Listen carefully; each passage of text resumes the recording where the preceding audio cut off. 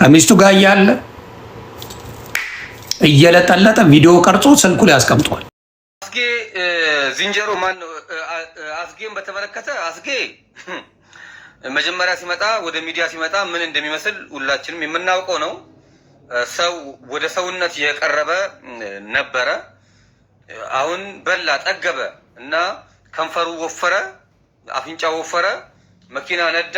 ይሄ ከምናምን አንስቶ ከፍ ከፍ ያደረገውን ህዝብ ናቀን።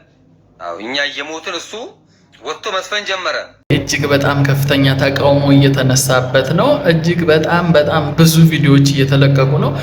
ተጧጡፏል በጣም። እሱ ላይ ብቻ እንዴት ሊበረታ ቻለ? ምንድነው ምክንያቱ?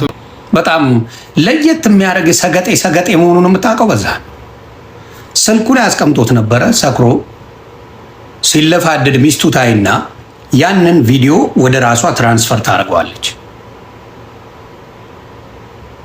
ከማን እንደደረሰኝ ታውቀዋለህ? ይህን ጉዳይ አስጌ ከማን እንደመጣ ከዛ ጭልፋና ማንኪያ ከዛ በጋሞ በአርባ ምንጭ ቤተሰብ ሽማግሌዎች ጋር ሲካሄድ ሽማግሌዎቹ ራሱ ነው የምላችሁ ያንን ቪዲዮ ስታሳያቸው እርቁን ተው ነው ከእንደዚህ አይነት ሰው ጋር ልጃችንን ይቅር ባትል ምንም ችግር የለውም ብላ በዛ ነው ቪዲዮ ወጥ እየለጠለጠ አሁን ባለትዳር ተሳሳት ምን በል ግን ቪዲዮ ታስቀምጣለህ እየለጠለጥክ ሴት እያጫወትክ ቪዲዮ ቀርጸ ለራስህ ታስቀምጣለህ።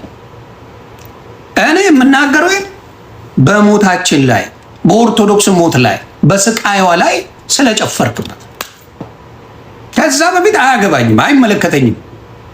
ታሪካዊ ጠላታችን አስጌ ዴንዴሾ ትላንትና ከሞቱት ወገኖቻችን በላይ ከታረዱት ኦርቶዶክሲያን በላይ ከአርሲ አርሴናል ይበልጥብኛል ብለ ብዙ ዘፋኞች አልሄድም ብለ ሲቀሩ አንተ ግን ኦርቶዶክስን ንቀ ኢትዮጵያኖችን ወደ ታች አድርገ ሄደ ጨፈርካሉ።